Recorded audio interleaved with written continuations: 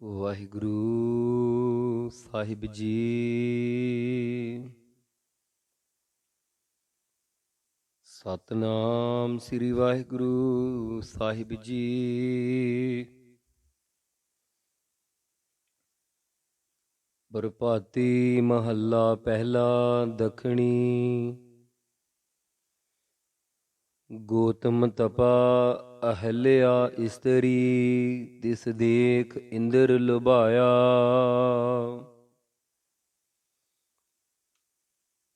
ਸਹਿਸ ਸਰੀਰ ਚਿਹਨ ਭਗ ਹੁਏ, ਤਾ ਮਨ ਪਛੋਤਾਇਆ।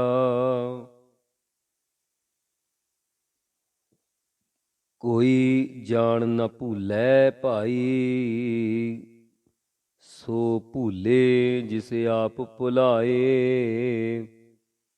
ਬੁਝੈ ਜਿਸੈ ਬੁਝਾਈ ਰਹਾਉ।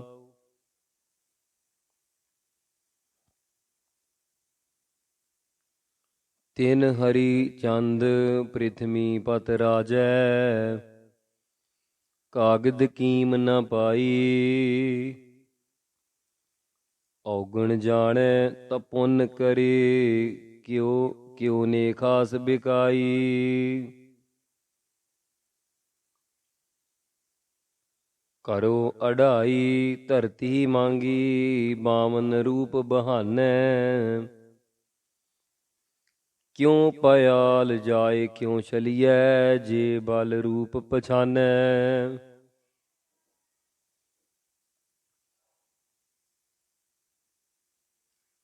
ਰਾਜਾ ਜਨਮੇਜਾ ਦੇ ਮਤੀ, ਬਰਜ ਬਿਆਸ ਪੜਾਇਆ। ਤਿਨ ਕਰ ਜਗ 18 ਘਾਏ, ਕਿਰਤ ਨ ਚੱਲੈ ਚਲਾਇਆ। ਗਣਤ ਨ ਗਣੀ ਹੁਕਮ ਪਛਾਣਾ, ਬੋਲੀ ਪਾਏ ਸੁਭਾਈ। ਜੋ ਕਿਛ ਵਰਤੈ ਤੁਧੈ ਸਲਾਹੀ, ਸਭ ਤੇਰੀ ਵਡਿਆਈ। ਗੁਰਮੁਖ ਅਲਿਪਤ ਲੇਪ ਕਦੇ ਨ ਲਾਗੈ, ਸਦਾ ਰਹੈ ਸਰਣਾਈ। ਮਨ ਮੁਖ ਮੁਗਧ ਆਗੈ ਚੇਤੈ ਨਾਹੀ, ਦੁਖ ਲਾਗੈ ਪਛਤਾਈ। ਆਪੇ ਕਰੇ ਕਰਾਏ ਕਰਤਾ, ਜਿਨ ਇਹ ਰਚਨਾ ਰਚੀਐ। ਹਰ ਅਭਿਮਾਨ ਨ ਜਾਈ ਜੀਉ, ਅਭਿਮਾਨੇ ਪੈ ਪਚੀਐ। ਭੁੱਲਣ ਵਿੱਚ ਕੀਆ ਸਭ ਕੋਈ, ਕਰਤਾ ਆਪ ਨ ਭੁੱਲੈ। ਨਾਨਕ ਸੱਚ ਨਾਮ ਨਿਸਤਾਰਾ, ਕੋ ਗੁਰ ਪ੍ਰਸਾਦ ਅਕੁਲੈ। ਭੁੱਲਣ ਵਿੱਚ ਕੀਆ ਸਭ ਕੋਈ, ਕਰਤਾ ਆਪ ਨ ਭੁੱਲੈ। ਨਾਨਕ ਸੱਚ ਨਾਮ ਨਿਸਤਾਰਾ, ਕੋ ਗੁਰ ਪ੍ਰਸਾਦ ਅਕੁਲੈ। ਗੁਰੂ ਪਿਆਰੀ ਗੁਰੂ ਸਵਾਰੀ ਸੰਗਤ ਜੀ, ਵਾਹਿਗੁਰੂ ਜੀ ਕਾ ਖਾਲਸਾ, ਵਾਹਿਗੁਰੂ ਜੀ ਕੀ ਫਤਿਹ। ਗੁਰੂ ਪਿਆਰੀ ਸੰਗਤ ਜੀ, ਆਪ ਜੀ ਨੇ ਇਹ ਪਾਵਨ ਸ਼ਬਦ ਸਰਵਣ ਕੀਤਾ ਹੈ, ਜੋ ਕਿ ਪ੍ਰਭਾਤੀ ਰਾਗ ਵਿੱਚ ਪਹਿਲੇ ਪਾਤਸ਼ਾਹ ਧੰਨ ਗੁਰੂ ਨਾਨਕ ਮਹਾਰਾਜ ਸੱਚੇ ਪਾਤਸ਼ਾਹ ਜੀ ਉਚਾਰਨ ਕਰਦੇ ਹਨ।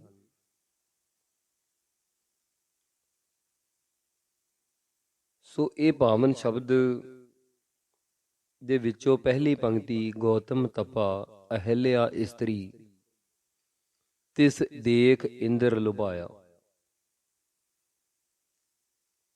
ਅੱਜ ਅਸੀਂ ਆਪ ਜੀ ਦੇ ਨਾਲ ਇਸ ਸ਼ਬਦ ਦੇ ਰਾਹੀਂ ਜੋ ਇਸ ਸ਼ਬਦ ਵਿੱਚ ਵੀ ਨਾਮ ਆਇਆ ਹੈ,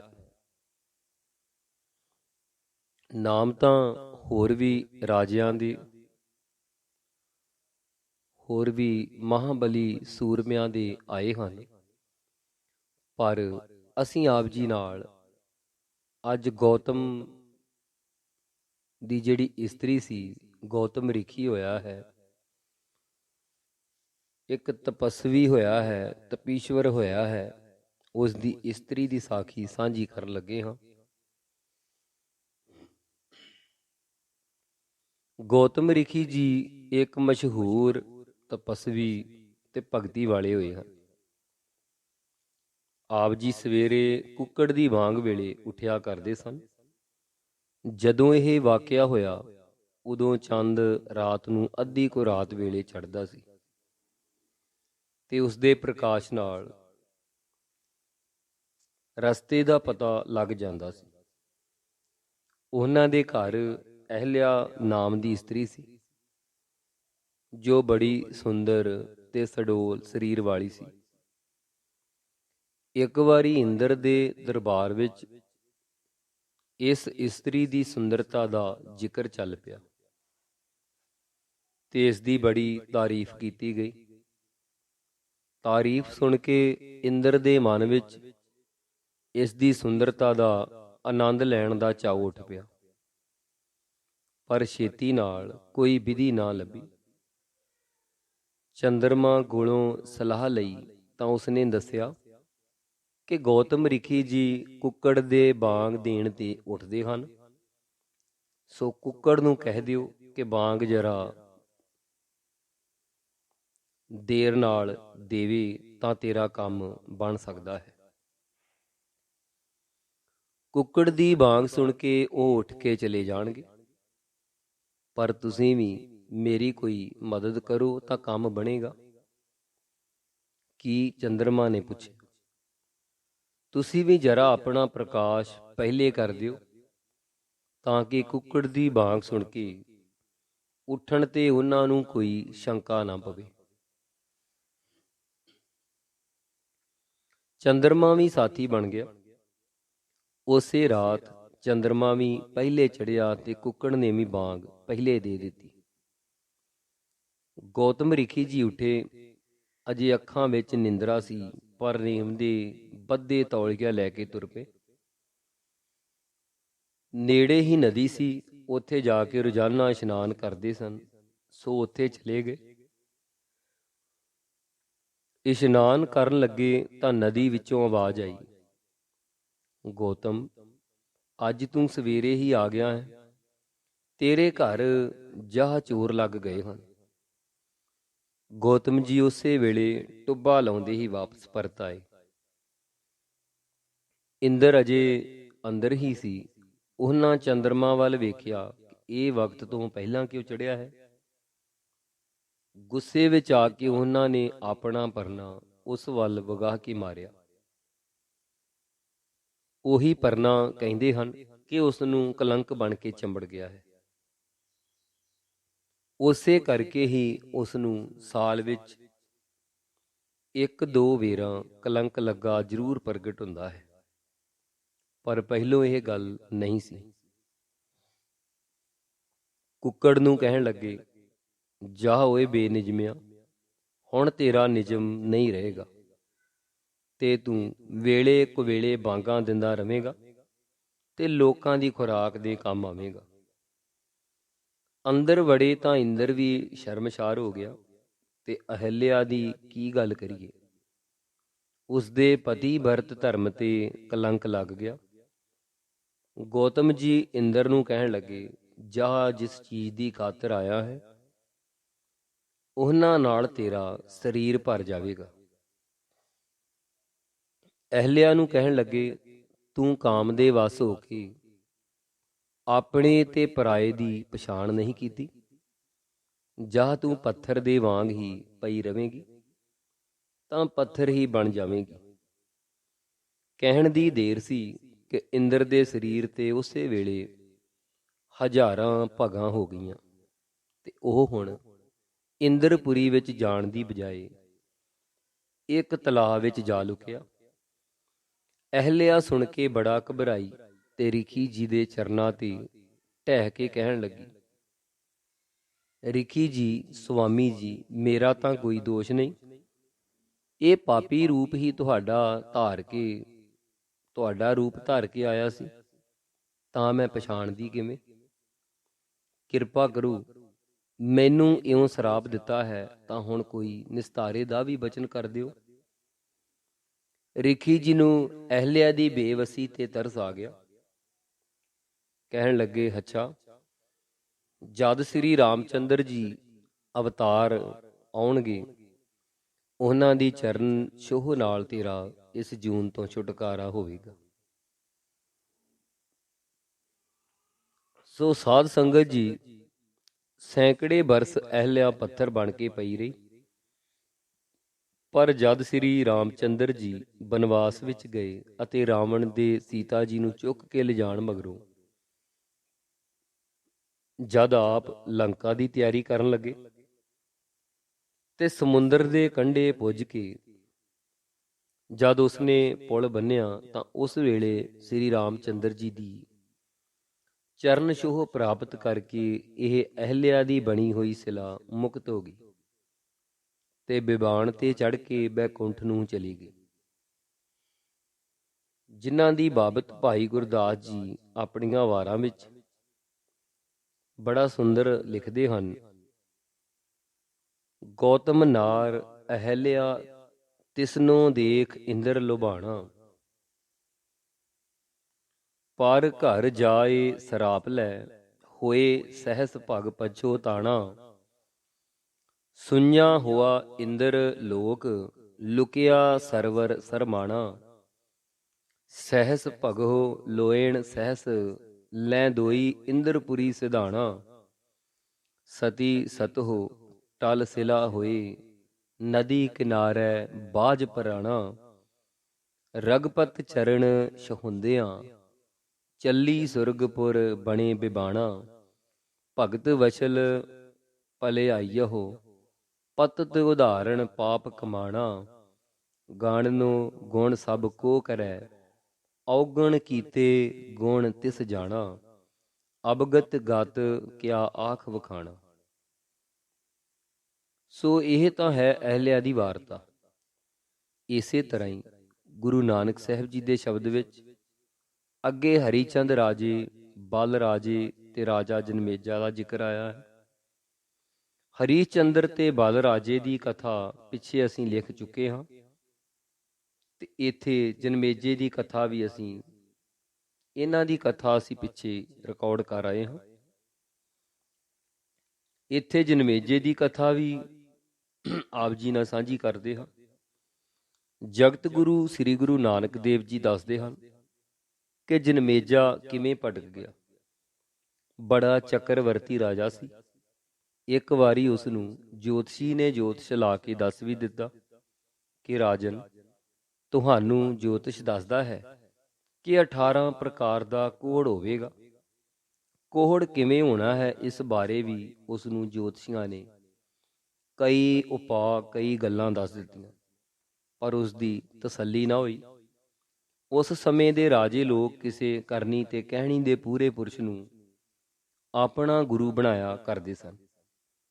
ਸੋ ਜਨਮੇਜੇ ਨੇ ਵੀ ਰਿਖੀ ਵਿਆਸ ਜੀ ਨੂੰ ਆਪਣਾ ਗੁਰੂ ਧਾਰਿਆ ਹੋਇਆ ਸੀ। ਮਨ ਵਿੱਚ ਜੋਤਸ਼ੀ ਨੇ ਸ਼ੰਕਾ ਬਿਠਾ ਦਿੱਤਾ ਤਾਂ ਉਸਨੇ ਆਪਣੇ ਗੁਰੂ ਵਿਆਸ ਜੀ ਕੋਲੋਂ ਪੁੱਜ ਕੇ ਇਸ ਗੱਲ ਦੀ ਘੋਖਣਾ ਤੇ ਪੜਤਾਲ ਕੀਤੀ।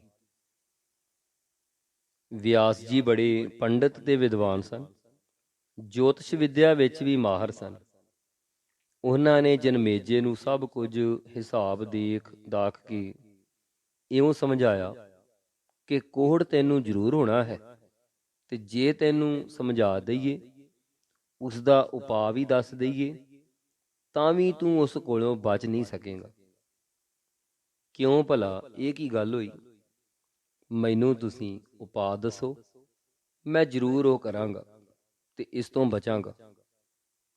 ਸ੍ਰੀ ਗੁਰੂ ਜੀ ਨੇ ਸ਼ਬਦ ਵਿੱਚ ਇਹੀ ਸਿਧਾਂਤ ਦਰਸਾਇਆ ਹੈ ਕਿ ਕੋਈ ਜਾਣ ਕੇ ਨਹੀਂ ਭੁੱਲਦਾ। ਉਹ ਭੁੱਲ ਜਿਹੜੀ ਹੋਈ ਹੁੰਦੀ ਹੈ, ਉਸ ਕਰਤਾ ਪੁਰਖ ਨੇ ਉਸ ਦੇ ਕਰਮਾਂ ਵਿੱਚ ਹੀ ਦਰਜ ਕੀਤੀ ਹੁੰਦੀ ਹੈ। ਹਰ ਆਦਮੀ ਇਸ ਗੱਲ ਨੂੰ ਵਿਚਾਰ ਕੇ ਕੰਮ ਲਵੇ। ਮਗਰੋਂ ਕੰਮ ਕਰਕੇ ਫਿਰ ਆਦਮੀ ਪਛਤਾਉਂਦਾ ਹੈ ਕਿ ਜੇ ਮੈਂ ਆਹ ਕੰਮ ਨਾ ਕਰਦਾ ਤਾਂ ਉਹ ਮੇਰਾ ਕੰਮ ਕਦੀ ਖਰਾਬ ਹੋਣਾ ਹੀ ਨਹੀਂ ਸੀ, ਪਰ ਉਸ ਕੰਮ ਵੱਲੋਂ ਮੁੜਦਾ ਹੀ ਨਹੀਂ। ਇਸ ਗੱਲ ਦੀ ਪੁਸ਼ਟੀ ਲਈ ਇਤਿਹਾਸ ਵਿੱਚੋਂ ਵੇਖ ਲਵੋ। ਮਗਰੋਂ ਪਛਤਾਉਣ ਵਾਲੇ ਬਹੁਤੇ ਹਨ, ਪਰ ਵਕਤ ਸਿਰ ਸੰਭਲਣ ਵਾਲੇ ਕੋਈ ਵਿਰਲੇ ਹੁੰਦੇ ਹਨ। ਜਨਮੇਜੇ ਦੇ ਗੁਰੂ ਵਿਆਸ ਨੇ ਦੱਸਿਆ ਕਿ ਤੂੰ ਇੱਕ ਦਿਨ ਸ਼ਿਕਾਰ ਖੇਡਣ ਲਈ ਚੜ੍ਹੇਗਾ ਤੇ ਉੱਤਰ ਵਾਲੇ ਪਾਸੇ ਤੇਰਾ ਮੂੰਹ ਹੋ ਜਾਵੇਗਾ। ਖਿਆਲ ਹੋਰ ਪਾਸੇ ਕਰਕੇ ਵੀ ਉਧਰ ਜਾਵੇਂਗਾ। ਉਸ ਪਾਸੇ ਚਲਿਆ ਜਾਵੇਂਗਾ ਜਿੱਥੇ ਇੰਦਰ ਲੋਕ ਤੋਂ ਆ ਕੇ ਵਸੀ ਹੋਈ ਅਪਛਰਾ ਰਹਿੰਦੀ ਹੋਵੇਗੀ। ਉਸ ਦੇ ਘਰ ਤੂੰ ਸੁਭਾਵਕ ਹੀ ਚਲਿਆ ਜਾਵੇਂਗਾ। ਉੱਥੇ ਜਾ ਕੇ ਉਸ ਦੇ ਹਾਵ ਭਾਵ ਤੇ ਸੁੰਦਰਤਾ ਨੂੰ ਵੇਖ ਤੇਰਾ ਕੋੜ ਹੋਣ ਦਾ ਕਾਰਨ ਉਸ ਅਪਛਰਾ ਨੇ ਹੀ ਬਣਨਾ ਹੈ। ਵੇਖੀ ਉਸ ਪਾਸ ਨਾ ਜਾਵੀਂ। ਤਿੰਨ ਪਾਸੇ ਜਿੱਧਰ ਮਰਜੀ ਹੈ ਚਲਾ ਜਾਈਂ, ਪਰ ਜੇ ਭਲਾ ਉਧਰ ਚਲਾ ਵੀ ਜਾਵੇ ਤਾਂ ਉਸ ਦੇ ਮੋਹ ਪਿਆਰ ਤੇ ਸੁੰਦਰਤਾ ਦਾ ਸ਼ਿਕਾਰ ਹੋ ਕੇ ਉਸ ਨਾਲ ਸ਼ਾਦੀ ਨਾ ਕਰਾਈਂ, ਭਾਵ ਉਸ ਨਾਲ ਵਿਆਹ ਨਾ ਕਰਾਈਂ। ਇਹ ਗੱਲਾਂ ਉਸ ਦੇ ਗੁਰੂ ਵਿਆਸ ਨੇ ਉਸ ਨੂੰ ਚੰਗੀ ਤਰ੍ਹਾਂ ਸਮਝਾਈਆਂ। ਜਨਮੇਜੇ ਨੇ ਫੇਰ ਪੁੱਛਿਆ, ਗੁਰੂਦੇਵ, ਜੇ ਵਿਆਹ ਵੀ ਹੋ ਗਿਆ ਤਾਂ ਫਿਰ ਕੋੜ ਕਿਵੇਂ ਹਟੇਗਾ? ਇਹ ਗੱਲ ਵੀ ਹੁਣ ਮੈਨੂੰ ਦੱਸ ਹੀ ਦਿਓ। ਤਦ ਵਿਆਸ ਨੇ ਫਿਰ ਉਸ ਨੂੰ ਸਮਝਾਉਂਦਿਆਂ ਕਿਹਾ ਕਿ ਰਾਜਾ, ਤੂੰ ਭੁੱਲ ਜਾਣਾ ਹੈ। ਯਾਦ ਰੱਖ, ਜੇ ਉਸ ਨਾਲ ਤੂੰ ਵਿਆਹ ਵੀ ਕਰਾ ਲਿਆ ਤਾਂ ਫਿਰ ਬਿਲਕੁਲ ਉਸ ਦੇ ਵੱਸ ਨਾ ਹੋ ਜਾਈਂ। ਹਰ ਗੱਲ ਨੂੰ ਸੋਚ ਸਮਝ ਕੇ ਕਰੀ। ਉਸਨੇ ਤੈਨੂੰ ਜੱਗ ਕਰਨ ਲਈ ਪ੍ਰੇਰਣਾ ਹੈ। ਤੂੰ ਭਲਾ ਕੰਮ ਸਮਝ ਕੇ ਫਸ ਜਾਣਾ ਹੈ। ਰਾਜਾ ਜਨਮੇਜਾ ਨੇ ਆਪਣੇ ਗੁਰੂ ਕੋਲੋਂ ਸਭ ਕੁਝ ਸਮਝ ਲਿਆ। ਆਪਣੇ ਗੁਰੂ ਨੇ ਉਸ ਨੂੰ ਇੰਨਾ ਕੁਝ ਗਿਆਨ ਕਰਾ ਦਿੱਤਾ ਕਿ ਇਸ ਕੰਮ ਨਾਲ ਤੈਨੂੰ ਇੰਨਾ ਭਾਰਾ ਨੁਕਸਾਨ ਪੁੱਜਣਾ ਹੈ ਕਿ 18 ਪ੍ਰਕਾਰ ਦਾ ਕੋਹੜ ਹੋ ਜਾਣਾ ਹੈ, ਜਿਸ ਦਾ ਕਿ ਇਲਾਜ ਹੀ ਕੋਈ ਨਹੀਂ ਹੋ ਸਕਦਾ। ਸੋ ਤੂੰ ਬਚ ਕੇ ਰਹੀਂ। ਪਰ ਵਕਤ ਆਉਣ ਉੱਤੇ ਰਾਜੇ ਦੀ ਮੱਤ ਵਿੱਚ ਬਦੋ ਬਦੀ ਫਰਕ ਪੈ ਗਿਆ। ਮਾਇਆ ਦਾ ਪ੍ਰਭਾਵ ਉਸਦੇ ਮਨ ਉੱਤੇ ਐਸਾ ਗਾਲਬ ਹੋਇਆ ਕਿ ਉਹ ਘੋੜੇ ਤੇ ਚੜ੍ਹ ਕੇ ਉਸੇ ਅਪਛਰਾਂ ਦੇ ਘਰ ਜਾ ਪੁੱਜਾ। ਅਪਛਰਾਂ ਦੇ ਹਾਵ ਭਾਵ ਤੇ ਮਿੱਠੇ ਬਚਨਾਂ ਨੇ ਉਸ ਨੂੰ ਝੱਟ ਹੀ ਮੋਹ ਲਿਆ। ਪਹਿਲੀਆਂ ਸਭ ਰਾਣੀਆਂ ਤੋਂ ਵੱਧ ਸੁੰਦਰਤਾ ਦਾ ਝਲਕਾ ਉਸ ਨੂੰ ਉੱਥੇ ਨਜ਼ਰ ਆਇਆ। ਅਪਛਰਾ ਨੇ ਵਿਆਹ ਲਈ ਨਹੀਂ ਕਿਹਾ, ਸਗੋਂ ਜਨਮੇਜੇ ਨੇ ਹੀ ਆਪਣੇ ਰਾਜਸੀ ਬਲ ਦੇ ਆਸਰੇ ਉਸ ਨੂੰ ਆਪਣੀ ਪਤਨੀ ਬਣਨ ਲਈ ਪ੍ਰੇਰਿਆ। ਉਸ ਨੇ ਵੀ ਦੇਰ ਨਾ ਲਾਈ।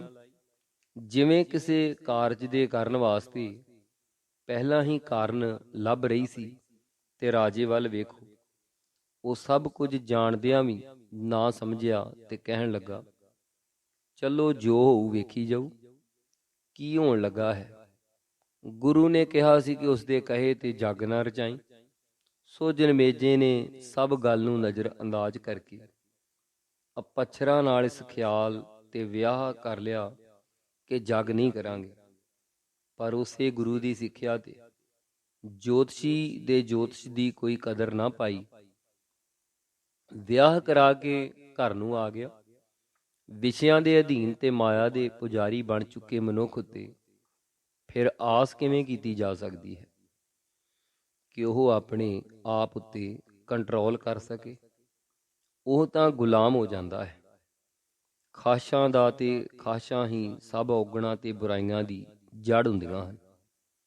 ਅਪਛਰਾ ਨੇ ਕੁਝ ਸਮਾਂ ਬਾਅਦ ਹੀ ਰਾਜੇ ਨੂੰ ਐਸਾ ਬੁੱਧੂ ਤੇ ਜੀ ਹਜੂਰੀਆ ਬਣਾਇਆ ਕਿ ਹਰ ਕੰਮ ਵਿੱਚ ਉਸੇ ਦਾ ਹੁਕਮ ਚੱਲਣ ਲੱਗਾ। ਅਖੀਰ ਜੱਗ ਕਰਨ ਦਾ ਹੁਕਮ ਤੇ ਪ੍ਰਬੰਧ ਕਰਨ ਲਈ ਵੀ ਉਸ ਜਨਮੇਜੇ ਨੂੰ ਮਨਾ ਲਿਆ। ਜਨਮੇਜਾ ਭੁੱਲ ਹੀ ਗਿਆ ਸਭ ਕੁਝ ਜੋ ਕੁਝ ਉਸਦੇ ਗੁਰੂ ਨੇ ਉਸ ਨੂੰ ਸਿਖਾਇਆ ਬੁਝਾਇਆ ਸੀ। ਐਉਂ ਹੋ ਗਿਆ ਜਿਵੇਂ ਉਸ ਦੀ ਯਾਦਾਸ਼ਤ ਹੀ ਕੋਈ ਨਹੀਂ ਸੀ। ਸੋ ਜਨਮੇਜੇ ਨੇ ਜੱਗ ਸ਼ੁਰੂ ਕਰਾ ਦਿੱਤਾ। ਜੱਗ ਲਈ ਉਸਨੇ ਘਰ ਵਿੱਚ ਬ੍ਰਾਹਮਣਾਂ ਨੂੰ ਲਿਆ ਬਿਠਾਇਆ। ਹੱਸਦੇ ਹਨ ਕਿ ਇਸ ਮੌਕੇ ਤੇ ਅਪੱਛਰਾਂ ਨੇ ਐਸਾ ਬਰੀਕ ਬਸਤਰ ਪਹਿਨਿਆ ਕਿ ਉਸਦਾ ਅੰਗ ਅੰਗ ਨਜ਼ਰ ਆ ਰਿਹਾ ਸੀ। ਇਹ ਅਜਿਹੇ ਕੱਪੜੇ ਪਾ ਕੇ ਜਨਮੇਜੇ ਦੇ ਨਾਲ ਹੀ ਬਾਹਰ ਜੱਗ ਵਿੱਚ ਆ ਬੈਠੀ। ਜਨਮੇਜੇ ਦੀ ਤਾਂ ਗੱਲ ਹੀ ਗਈ ਆਈ ਸੀ ਕਿ ਉਹ ਉਸ ਨੂੰ ਕਿਸੇ ਗੱਲੋਂ ਰੋਕਦਾ, ਪਰ ਬ੍ਰਾਹਮਣ ਨਾ ਰਹਿ ਸਕੇ। ਉਹ ਅਪੱਛਰਾਂ ਦੀ ਇਸ ਕੋਝੀ ਜਿਹੀ ਹਰਕਤ ਨੂੰ ਵੇਖ ਕੇ ਹੱਸ ਪਏ। ਜਨਮੇਜੇ ਨੂੰ ਇਹ ਵੇਖ ਕੇ ਕ੍ਰੋਧ ਆ ਗਿਆ ਕਿ ਇਹ ਮੂਰਖ ਪੰਡਤ ਮੇਰੀ ਇਸਤਰੀ ਨੂੰ ਮਖੌਲ ਕਰਦੇ ਹਨ। ਸੋ ਉਸਨੇ 18 ਬ੍ਰਾਹਮਣ ਜੋ ਜੱਗ ਕਰਨ ਆਏ ਸਨ, ਉਹ ਆਪਣੀ ਇਸਤਰੀ ਦੇ ਕਹਿਣ ਤੇ ਸਾਰੇ ਹੀ ਕਤਲ ਕਰਵਾ ਦਿੱਤੇ। ਜੱਗ ਵਿੱਚ ਹੀ ਰਹਿ ਗਿਆ ਤੇ ਕਿਸੇ ਭਲੇ ਪੁਰਸ਼ ਦੀ ਬਦ ਅਸੀਸ ਨੇ ਰੰਗ ਲਾਇਆ। ਉਸ ਨੂੰ ਕੁਝ ਦਿਨਾਂ ਵਿੱਚ ਹੀ 18 ਪ੍ਰਕਾਰ ਦਾ ਕੋੜ ਹੋ ਗਿਆ। ਕੋੜ ਹੋ ਜਾਣ ਤੇ ਜਨਮੇਜਾ ਪਛਤਾਇਆ ਤੇ ਪਿਛਲੀਆਂ ਗੱਲਾਂ ਨੂੰ ਯਾਦ ਕਰਕੇ ਰੋਣ ਲੱਗਾ। ਪਰ ਹੁਣ ਕੀ ਬਣ ਸਕਦਾ ਸੀ।